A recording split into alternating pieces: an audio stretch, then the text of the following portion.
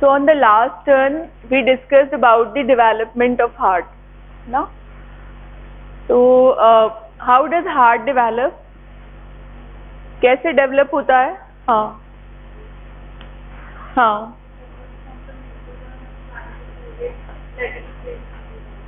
It develops from the splanchnopluric layer of lateral plate mesoderm. हमने पढ़ा है, मतलब mesoderm जो है उसके 3 components हैं, जिसमें से lateral plate mesoderm में से एक splanchnopluric layer of mesoderm है. यहीं बैठ जाओ बेटा, आगे यहीं बैठ जाओ. गलती से तो नहीं आ गए ना? मतलब you really, if you really want to attend, then sit in front. क्या सिर्फ स्प्लैंक्नोप्लूरिक लेयर ऑफ मेसोडर्म पार्टिसिपेट करता है या और भी कोई कंपोनेंट्स होते हैं हार्ट डेवलपमेंट के लिए? सोमैटोप्लूरिक लेयर से क्या बनता है?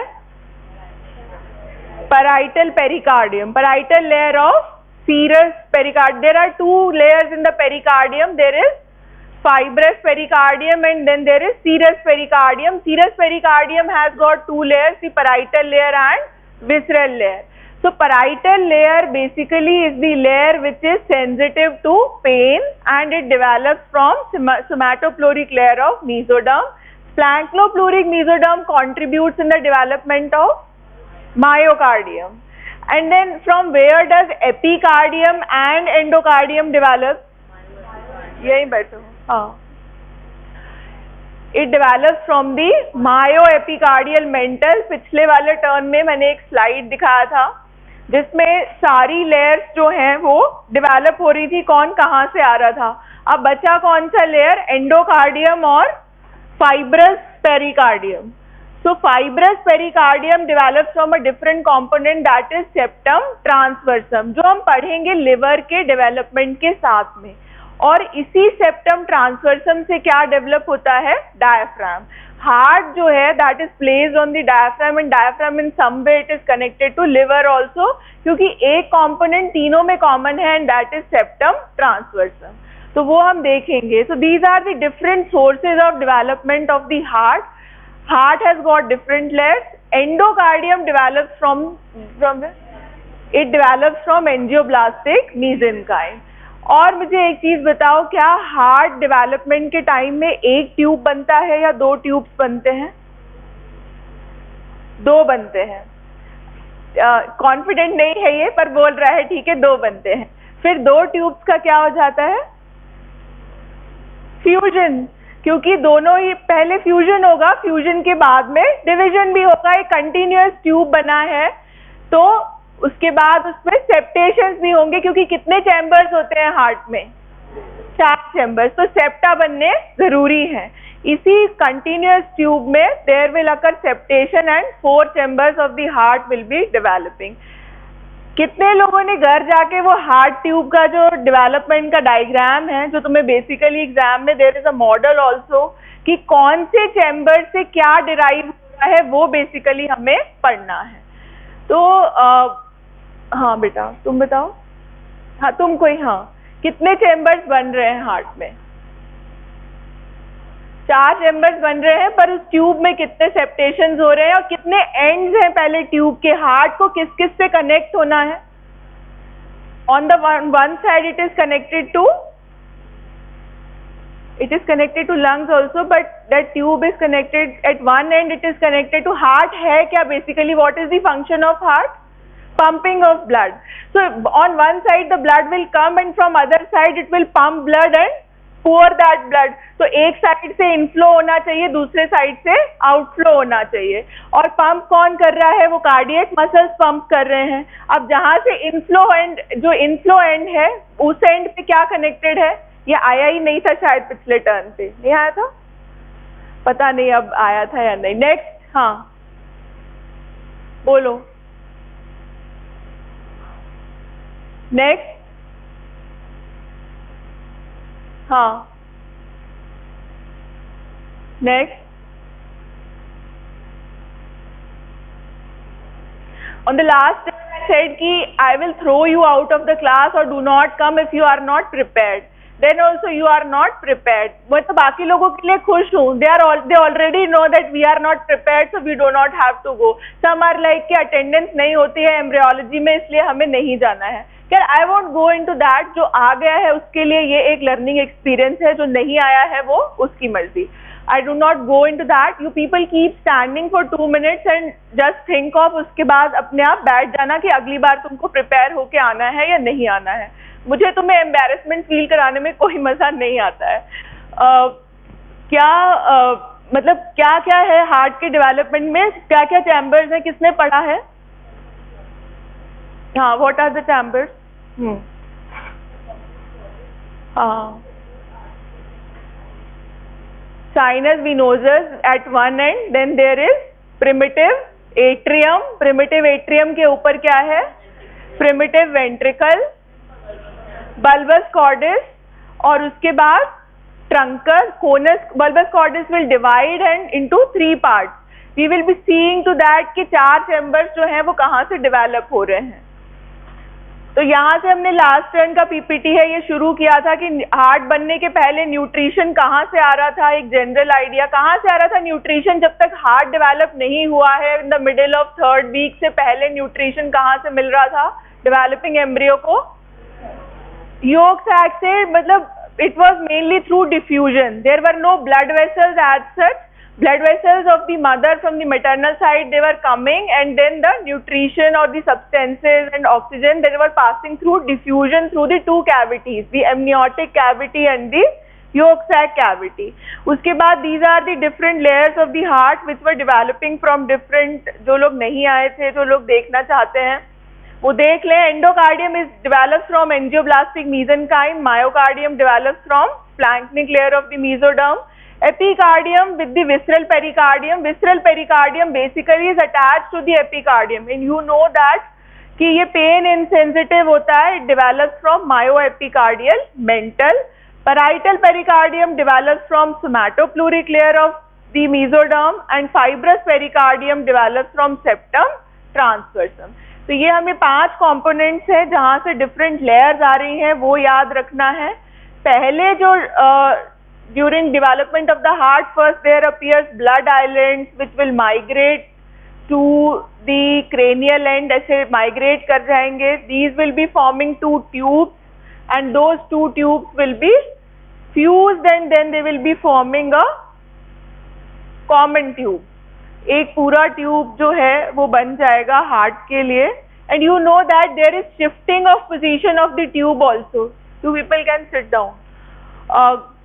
कहाँ शिफ्ट हो जाएगा? ओरिजिनली जो हार्ट ट्यूब जो है that was at the cranial end, and with the development of the head fold it will come down.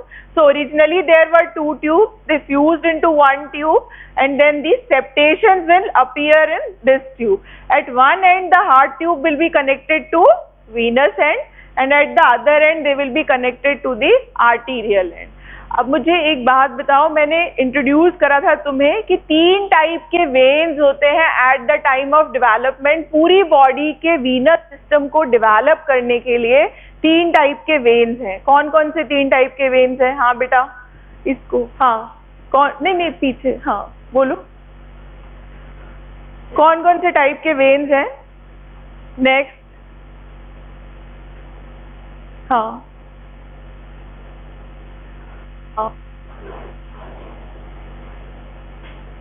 बताओ. umbilical vein, cardinal vein and vitelline vein. So there are 3 basically. There you sit down. तुम लोग थोड़ी देर खड़े रहो. जो veins है they will be entering where? They will be entering into the sinus venosus or the venous end of the tube, and 3 kinds of veins will be attached to 2 horns of the sinus venosus. Basically there are 2 projections of the sinus venosus. तो umbilical veins कितने होंगे? veins कितनी होंगी? 2. एक horn के लिए एक.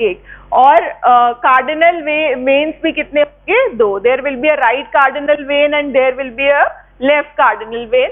Then at the arterial end, where to what vessels or to what arteries the heart will be connected. अभी क्या है? जब ट्यूब बना है तब क्या क्या आर्टरीज या वेसल्स हैं?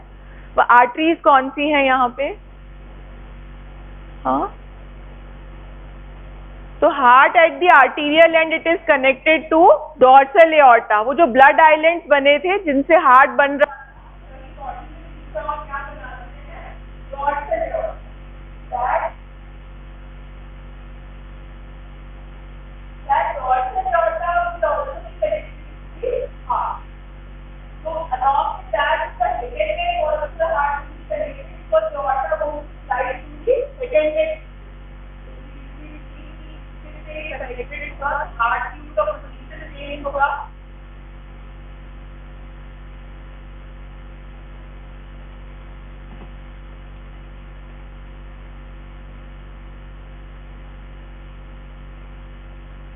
These are the different chambers। ये जो दिख रहे हैं इसमें ये अलग अलग चैम्बर्स हैं। सेप्टेशन हो गया है। This is sinus venosus, this is primitive atrium, primitive ventricle, bulbus cordis, and this is truncus arteriosus। So at one end the heart tube is connected to veins and at the other end it is connected to arteries, and then the chambers will be forming inside this heart tube। So what is the fate of these subdivisions? This is the fate and this is the slide which everybody should remember। So can you tell me sinus venosus जो है last row, हाँ इस side से corner, हाँ sinus venosus से क्या develop हो रहा है बेटा? हाँ ये साइनस विनोसस मतलब बेसिकली हमें क्या बनाना है? 4 chambers of the heart. So these divisions will be included in the development of the 4 chambers। तो 4 chambers में से sinus venosus कौन से chamber में participate करेगा? Right atrium में। It will be included in the development of the right atrium। Then right atrium has got 2 parts। Next, right atrium has got 2 parts, the rough part and smooth part। So sinus venosus will be forming which part? Smooth part or rough part? No, it will be, yes, it will be forming the smooth part, and primitive atrium will be forming the rough part। So it is like that। Next, हाँ primitive atrium अब क्या क्या बनाएगा? Next chamber was sinus venosus के ऊपर क्या है? Primitive atrium है। तो प्रिमिटिव एट्रियम क्या क्या बनाएगा? Will it only form right atrium or it will be included in the development of left atrium also? Yes or no? Sit down। क्या क्या बनाएगा?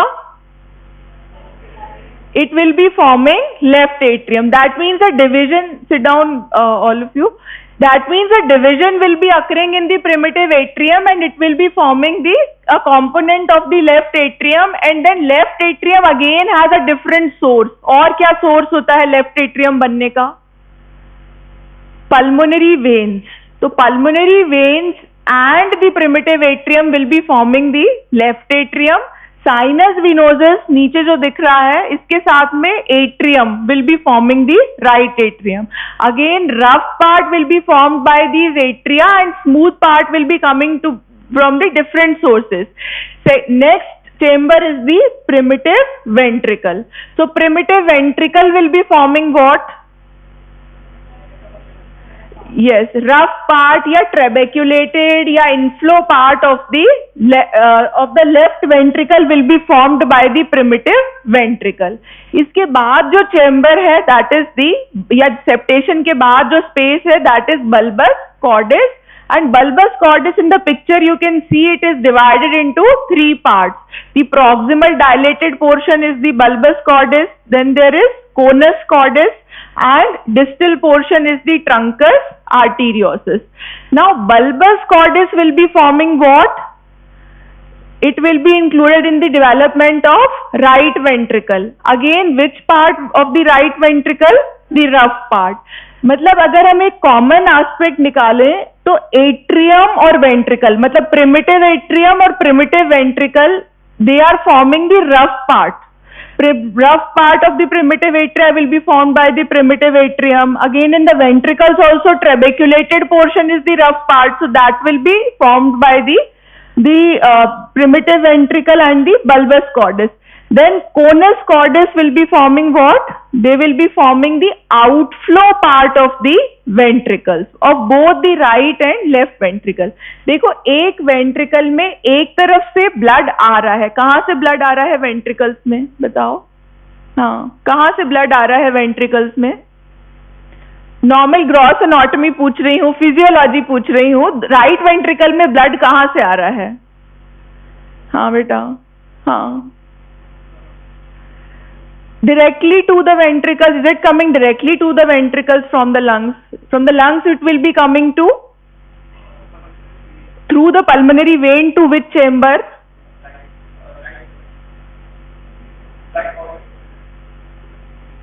बेटा राइट साइड से तो ब्लड जाएगा ना. बैठ जाओ. हाँ दोनों. हाँ नेक्स्ट. हाँ, from the ventricles where the blood is coming to the ventricles. हाँ, कहाँ से आ रहा है? एट्रिया से आ रहा है. तो एट्रिया से अगर आ रहा है तो जिस portion, that means through the atrio ventricular valves हैं, जहां से ब्लड एट्रिया से वेंट्रिकल में आ रहा है. राइट साइड में क्या वाल्व का नाम क्या है? Tricuspid valve. And on the left side which valve is there?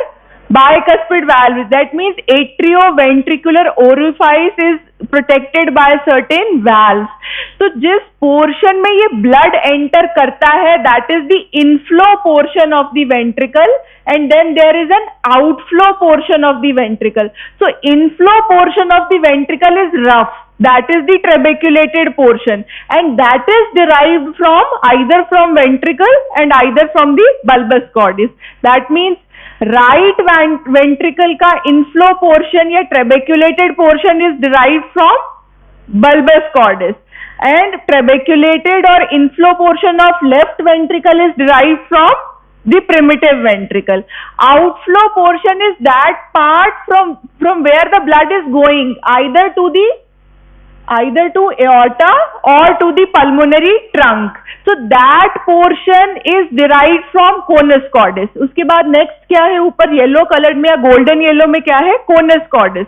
तो conus cordis ही बना रहा है दोनों ventricles का outflow portion, and that portion is smooth, and that is in continuation with the aorta and pulmonary trunk. Now this conus cordis has formed the outflow portion, and truncus arteriosus will be forming what? It will form the ascending aorta and the pulmonary trunk. ठीक है. So heart as a whole is derived from this heart tube, and these are the primitive chambers which are formed. So at one end the tube is connected to the veins, and at the other end it is connected to the arteries. लेकिन heart जो है वो straight, मतलब flow देखो उसका बिल्कुल एक straight line में ही है हार्ट ट्यूब का. लेकिन हार्ट एज अ होल ऐसा तो नहीं है, ट्यूब के जैसा तो नहीं है. It is in the form of और different chambers. Right ventricle anteriorly है, लेफ्ट एट्रियम कुछ पोस्टीरियर है. तो there occurs looping of the heart tube, and that looping occurs towards the right side. First वाला एरो दिख रहा है इस वाले पिक्चर में? ये कहाँ जा रहा है? राइट साइड की तरफ. ब्लू वाला चैम्बर क्या है? ब्लू वाला चैम्बर है वेंट्रिकल. तो राइट वेंट्रिकल को एंटीरियरली आना है, तो it will come somewhat anterior, and left atrium को कुछ पीछे जाना है, so it will go posteriorly. यहाँ पे मैंने पिछली बार भी बताया था, इसको रेड एंड से क्यों शो करा है? साइनस विनोजस को रेड कलर से क्यों शो करा हुआ है? क्या हुआ? कैसे लेट हो गए या क्यों आए हो? आ जाओ.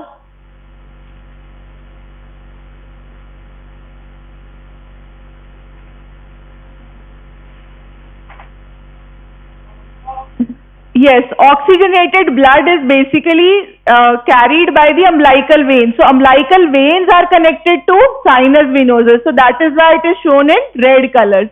अब यहाँ पे जो एट्रिया है, left atrium, it will go posteriorly, मतलब सिमिलर एस शेपेड ऐसा लूपिंग होता है हार्ट ट्यूब में टुवर्ड्स दी राइट साइड.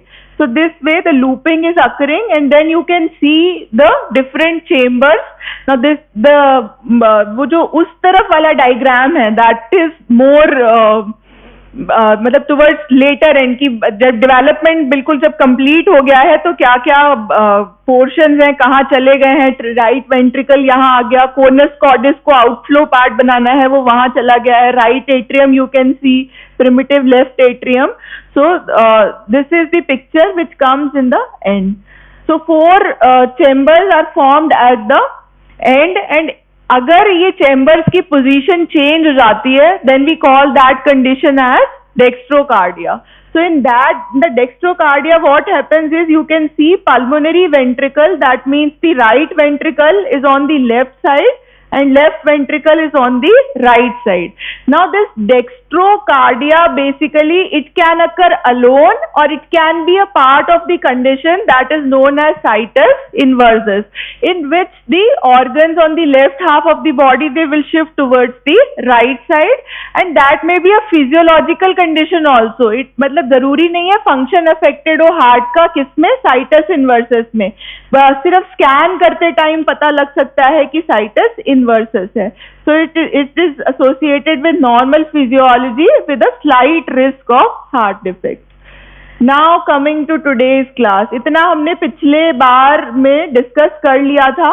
अच्छा, अब क्या क्या होना चाहिए, हमने क्या क्या बना लिया, चेम्बर्स बन गए, अब क्या क्या बनना चाहिए, लेकिन अभी कंटिन्यूअस ट्यूब है, तो ट्यूब में अब और क्या होना चाहिए, septation. So how many septations are there in heart, कितने सेप्टम हैं बताओ मुझे.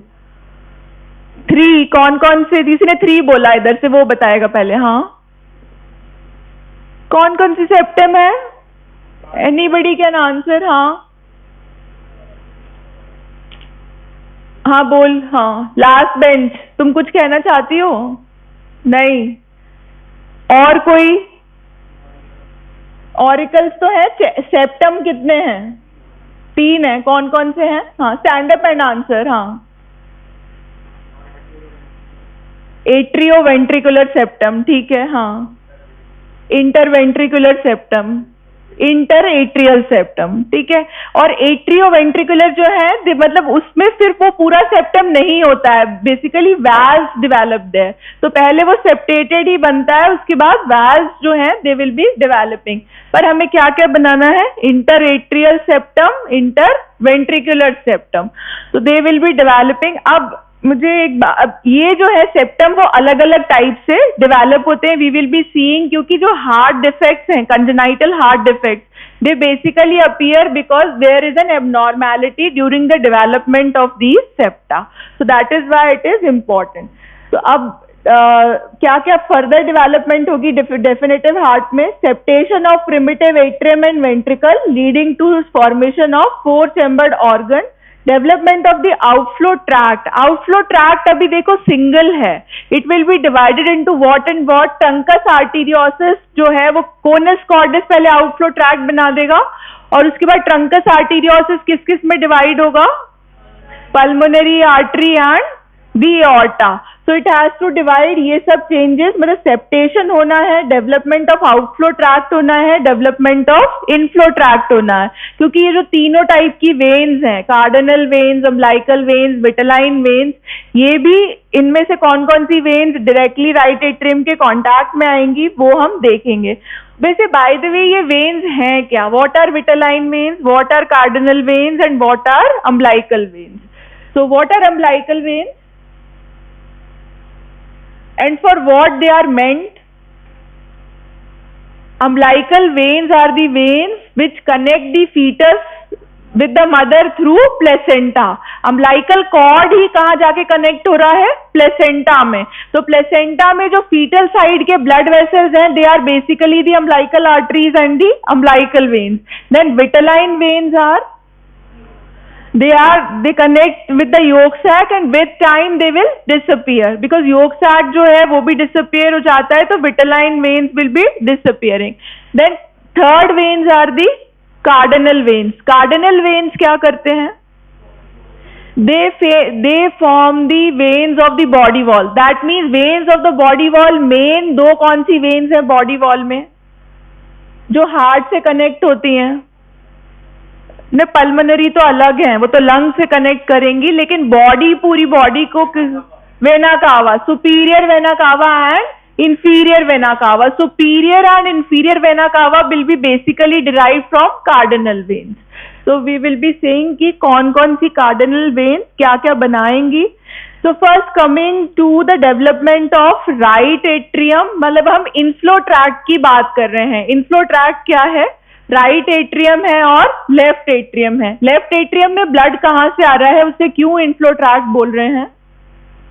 लंग से आ रहा है. Pulmonary veins are bringing blood from the lungs to the left atrium and to the right atrium. कहाँ से ब्लड आ रहा है? Superior vena cava and inferior vena cava. So basically right side या right atrium जो है that will be contributed by the sinus venosus. Similarly the development of the left atrium is contributed by the pulmonary veins. Pulmonary vein का अभी हम देखेंगे एक part इसमें दिख भी रहा है, पिंक वाले पोर्शन में एक ब्लू पोर्शन भी दिख रहा है. So pulmonary veins are actually included in the development of wall of the left atrium. Posterior wall of left atrium है ही क्या? पोस्टीरियर वॉल जो है लेफ्ट एट्रियम का, तुमने हार्ट देखा है ना ग्रॉस एनाटॉमी में, तो लेफ्ट एट्रियम की पोस्टीरियर वॉल पे क्या ओपन हो रहा है? Pulmonary veins basically. And those pulmonary veins actually they are included in the wall of the left atrium also. They are included in the development also. So आप देखना है कि बेसिकली ये जो साइनस विनोजस है वो कैसे डेवलप करता है? Right atrium. कौन सा पार्ट राइट एट्रियम का डेवलप हो रहा है साइनस विनोजस से? Smooth part. And in the smooth part there is opening of superior vena cava, inferior vena cava, coronary sinus. क्योंकि सारी वेन्स कनेक्टेड ही किससे हैं? साइनस विनोजस से. अभी हमने देखा ना तीनों जो वेन्स थी, विटेलाइन, अम्बलाइकल और कार्डिनल वेन्स, वो सब किससे कनेक्टेड हैं? साइनस विनोजस से. अब साइनस विनोजस के इस पिक्चर में देखो कितने हॉर्न्स हैं. कितने हॉर्न्स? मैं वहां नहीं आ पा रही हूँ, माइक की बैटरी चली गई है. आप बताओ कितने हॉर्न्स हैं इसमें साइनस विनोजस के?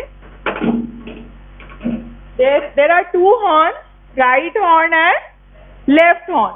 So right horn and left horn जो है they will be contributing to the development of the right atrium, and basically right horn is the major component and left horn जो है वो regress हो जाता है. Left horn में कौन कौन से veins open हो रहे हैं?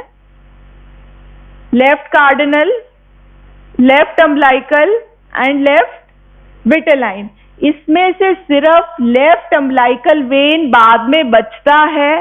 लेफ्ट कार्डिनल और लेफ्ट विटेलाइन वेन डिसअपियर हो जाता है. तो अगर इसमें लेफ्ट हॉर्न में से, लेफ्ट हॉर्न ऑफ साइनस विनोजस में से अगर लेफ्ट दो वेन्स डिसअपियर हो गए तो वो क्या हो जाएगा? That will regress. ठीक है. और कौन सा हॉर्न बचेगा? Right horn. राइट हॉर्न में से भी एक वेन डिसअपियर हो जाता है बाद में. कोई बताएगा कौन सा? Right umbilical. So right umbilical vein will disappear, only left umbilical vein will be left. ये तुम्हें याद रखना है वैसे भी. तो अगर right umbilical vein disappear हो गया और बाकी के दोनों veins जो हैं वो बच गए, और right horn will be included in the development of the right atrium. So by the middle of the fourth week, the venous blood is coming to the right and left sinus horn.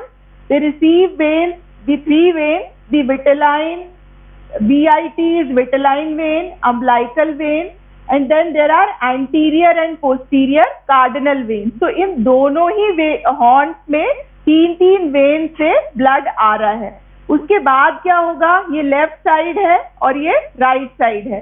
तो left side में कौन सा when दिख रहा है? Left umbilical when is left. With time the cardinal when and the vitelline when they will B disappearing, and here only the right umbilical vein will disappear and rest of the veins will remain, and this right horn will be included in the development of the right atrium.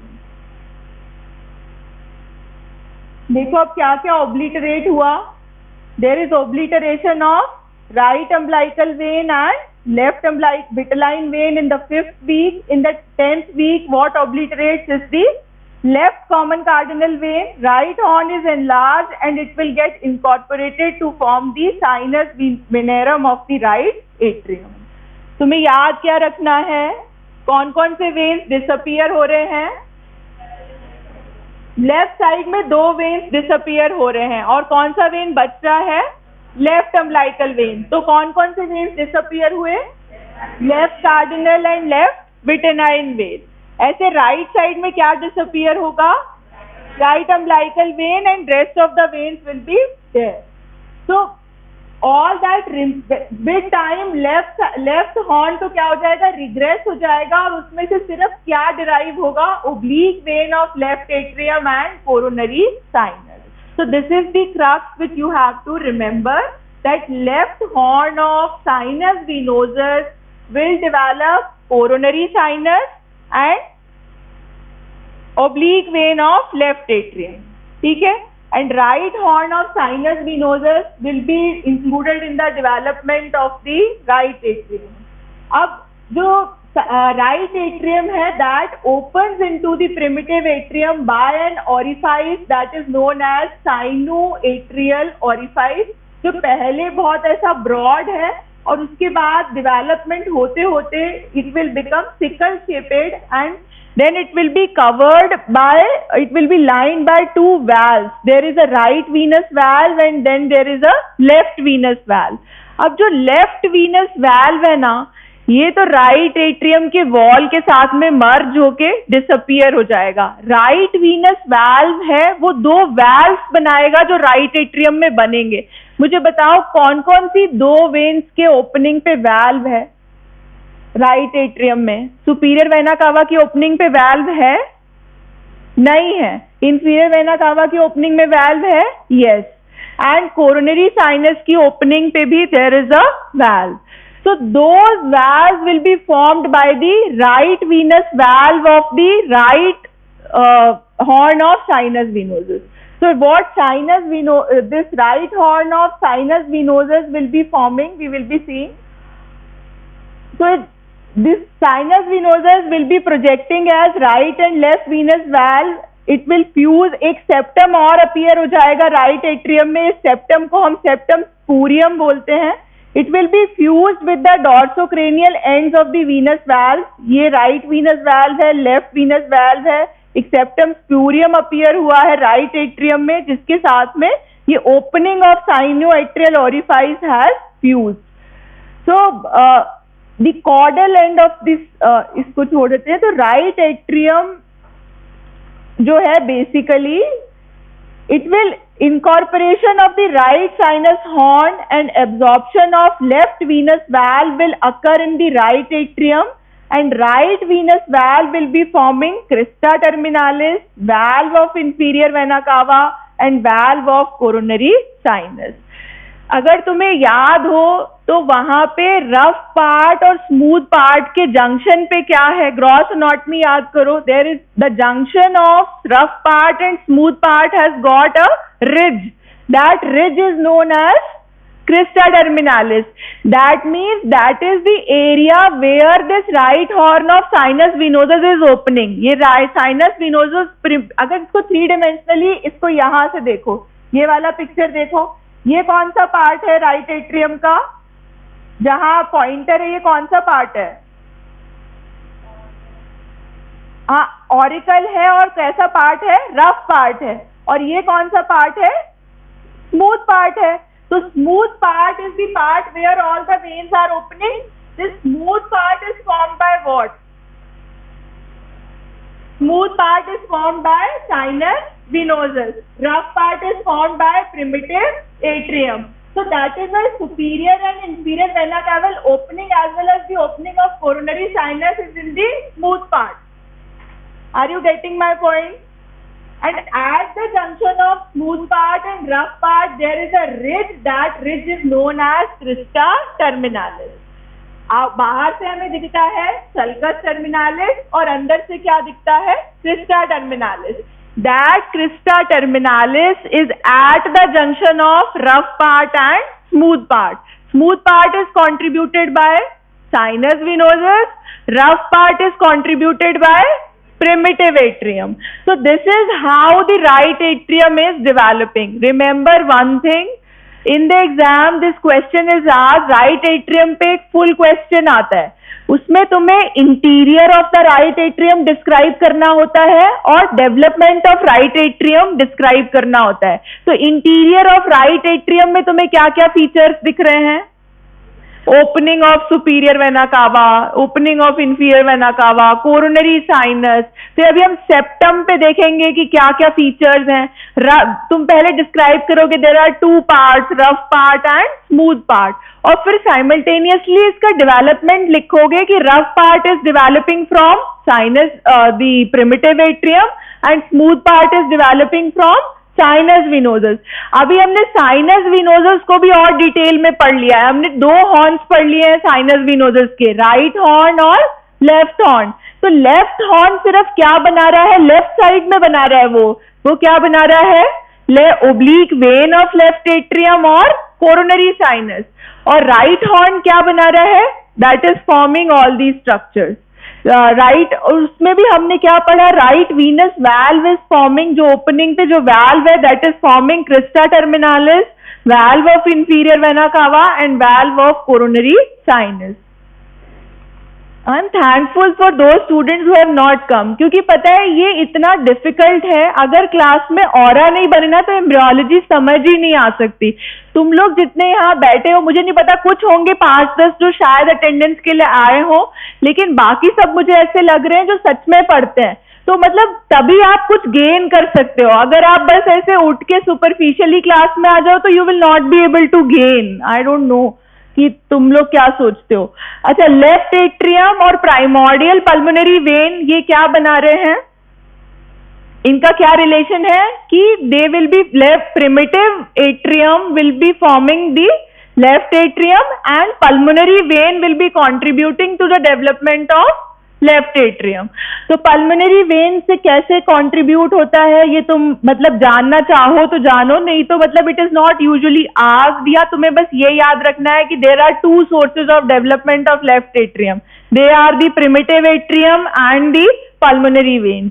अब इसके पीछे की story क्या है कि pulmonary veins जो है वो एंजियोब्लास्टिक मीसेनकाइम से डेवलप होती हैं। At one end they will be connected to the veins of the lungs, lung से ब्लड लेकर आएंगी ना, तो at one end they will be connected to lungs and at the other end they will be open into the left atrium. अब पहले एक when open होता है पल्मोनरी वेन, उसके बाद 4 ओपनिंग्स हो जाती हैं। They will divide and form 4 openings or 4 branches which will be opening into the left atrium. So rough part again in the left atrium which is an appendage या auricle that will be formed by the primitive atrium, and smooth part, कितना बड़ा है smooth part, देखो पूरा का पूरा left atrium ही इसकी posterior wall किसने बना दिया है? Pulmonary veins ने. So smooth part here also they are contributed by the pulmonary veins. So we have discussed the development of right atrium and the left atrium, and then this the sources of development of both the structures. So separate openings of 4 pulmonary veins in the left atrium is evident by the end of 10th week of development. This blue portion is contributed by them. Left auricle or the rough part or appendages, they will be contributed by the primitive atrium. So this is the picture actually to show there are 2 ends of the tube basically. One is the arterial end and one is the venous end. तो कौन-कौन सी arteries connected हैं heart में? Aorta and the pulmonary trunk, so they are at one side, and then this is the venous or the inflow part. Actually अगर वैसे देखें ना तो heart ऐसे ट्यूब फोल्ड ही हुआ है, एक एंड पे क्या है? आर्टीरियल एंड है और दूसरे एंड पे वीनस एंड है। तो सारी वेन्स एक साथ ओपन हो रहे हैं और ये आर्टरीज जो है वो दूसरे एंड पे हैं। So there is a sinus between these 2 ends. Can you tell me the sinus which is present between the arterial end and the venous end? That is the transverse sinus. वो जो transverse sinus हमने पिछले turn पे पढ़ा था, dorsal मीजोकार्डियम के disappear होने से बना है, पर वो है कुछ नहीं, हार्ट ट्यूब ऐसे फोल्ड हुई, बीच में पहले डॉर्सल मीजोकार्डियम था, बाद में वो डिसअपियर हो गया। तुम अभी भी जाके जो ग्रॉस एनाटॉमी में जब हार्ट देखोगे ना, पल्मोनरी ट्रंक और एओर्टा को एंटीरियरली ऐसे कर देना और चारों वेन्स पीछे कर देना, अपने आप एक गैप अपीयर हो जाएगा। So that gap is actually the transverse sinus. So this is actually, this arrow shows the transverse sinus between the arterial and the venous end of the heart. Now how does ventricle develop? हमने atria का development देख लिया, ventricle कैसे develop होते हैं? तुमने sources पढ़ लिए हैं, वही heart tube है। अब बताओ ventricle में कितने part होते हैं? Inflow part and outflow part. So inflow part of the right ventricle develops from bulbous cordis. Inflow part of the left ventricle develops from primitive ventricle. Outflow part of both the ventricles develop from conus cordis. Outflow part is smooth, inflow part is rough. Why inflow part is rough? What structures are there in the rough part? हाँ, क्या क्या बोला? हाँ बोलो, क्या present है वहां पे inflow part में? हाँ, ट्रैबेक्यूली। हाँ, तो ट्रैबेक्यूली में क्या क्या है? कॉर्डिटेंडनी तो उससे कनेक्टेड है वैल से, और वॉल के अंदर क्या क्या है? Papillary muscles. So basically there are the irregularities which are present in the wall, so that is why it is rough ना. Ridges, bridges and trabeculae carinii. ठीक है, तो ये सब किसमें है? रफ पार्ट में. वो रफ पार्ट दो अलग अलग सोर्सेस से आ रहा है. Smooth part is coming from conus cordis for both the ventricles. So this is what we have to read here. The proximal third of the bulbous cordis expands to form the trabeculated part of the right ventricle. Primitive ventricular chamber forms trabeculated part of the left ventricle. वही tube में से जो sources हैं, बस वो तुम्हें याद रखना है. So here you can see this is the conus cordis, this is the truncus arteriosus, which will divide into the pulmonary trunk and aorta. So conus cordis basically is forming the outflow part. अब इस conus cordis में ना division करना पड़ेगा, क्योंकि एक part connect होगा pulmonary trunk से और दूसरा part किससे connect होगा? aorta से. तो outflow part पहले common होता है और उसके बाद उसमें divisions हो जाते हैं. So what are the internal changes in the ventricular chamber? There will be thickening of the myocardium. Which chamber is more thicker? Left ventricle. How much times it is thicker?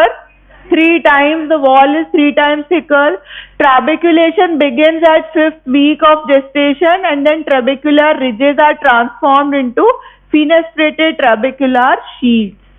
So this is the summary as a whole. जहां से शुरू करा था heart development, पहले एंजियोब्लास्टिक मीजेनकाइम था जो neural tube के cranial and पे चला गया था. इसी एंजियोब्लास्टिक मीजेनकाइम के अराउंड लैटरल प्लेट मीजोडर्म आ गया था और उन्होंने क्या बनाया था? 2 heart tubes along the 2 sides of the body, right and left. Then these 2 heart tubes, they become fused, then become septated. Septation होने के बाद में एक venous end है और एक arterial end है. venous end पे sinus venosus के दोनों horns दिख रहे हैं, right horn and left horn. Again there is, अब क्या होगा? looping of the heart tube, S-shaped loop of the heart tube towards the right side. अगर ये looping left side हो जाए तो dextrocardia हो जाएगा. फिर ये लूपिंग हो रही है, यहाँ पे राइट वेंट्रिकल सामने की तरफ आ रहा है, लेफ्ट एट्रियम पीछे जा रहा है, and this is the final picture of the heart where right ventricle, left ventricle and the 2 atria we see. So this is how heart tube loops and how the different chambers of the heart they are formed. Now septations of the embryonic cardiac compartment. अब बात करेंगे कि सेप्टेशंस कैसे appear हो रहे हैं heart tube. सेप्टेशंस में divide कैसी होती है? तो there are 2 basic processes in the, I will only introduce the basic processes, बाकी नेक्स्ट क्लास में कर लेंगे. 2 तरीके से सेप्टेशंस बनते हैं. क्या क्या सेप्टम बनने हैं इसने बताया? Interatrial septum, interventricular septum and atrioventricular septa, and then valves will appear in the atrioventricular septa. अब जो interatrial और interventricular septum बनते हैं उनका प्रोसेस अलग है, और एट्रियोवेंट्रिकुलर जो सेप्टम बन रहे हैं उनका प्रोसेस डिफरेंट है। तो एट्रियोवेंट्रिकुलर सेप्टेशंस जो हैं और कोनोट्रंकल रीजन में जो सेप्टम अपीयर होते हैं, उनके लिए क्या प्रोसेस है कि 2 endocardial cushions will appear and they will approach each other. So can you see, मतलब सेप्टा एक तरफ से बनना शुरू नहीं हुआ है, कहां से अपीयर हो रहा है, वॉल के दोनों तरफ से आ रहा है। तो 2 एंडोकार्डियल कुशन, ये देखो दोनों साइड से थिकनिंग हुई, अगेन दोनों साइड से थिकनिंग हुई, ऐसे करके जो एंडोकार्डियल कुशंस अपीयर हो रहे हैं वो कहां अपीयर होंगे, एट्रियोवेंट्रिकुलर सेप्टम में और कोनोट्रंकल रीजन में, that means between the conus cords and trunks arteriosus. अच्छा, कोनस कॉर्डस और ट्रंकस आर्टेरियोसिस के बीच में जो सेप्टम अपीयर होंगे या वहां पे जो वाल्व बनेंगे वो कौन से बनेंगे, बताओ सोच के। कोनस कॉर्डस क्या बना रहा, semilunar valve. So because conus cordis was forming what? It was forming the outflow part, and truncus arteriosus was forming aorta and pulmonary trunk. तो उनके बीच में कौन से valves हैं, semilunar valves. So basically endocardial cushions either form the atrioventricular valves or they form the semilunar valves. तो ये वहां का प्रोसेस है। अब और कैसे अपीयर हो सकता है, दोनों जैसे इंटरएट्रियल सेप्टम में क्या होता है, muscular interventricular septum and interatrial septum, they appear by this thing कि रिजेस अपीयर हो जाएगी जो कॉमन पोर्शन है दोनों वाल्व के बीच में। वहां पे क्या हो रहा था, 2 अलग अलग वाल्व से 2 थिकनिंग्स आ रहे थे विच वर गोइंग टू फ्यूज। यहाँ पे एक ही साइड से दोनों वाल्व, दोनों वॉल्स के बीच में जो कॉमन मार्जिन है उसके बीच में से सेप्टम अपीयर हो रहा है। So that will be forming the interatrial septum and they will be forming the interventricular septum. So this way the septation will be occurring. I will be discussing on the next term क्योंकि ये थोड़ा सा complicated है, फिर जैसे हमने वो पढ़ा राइट एट्रियम।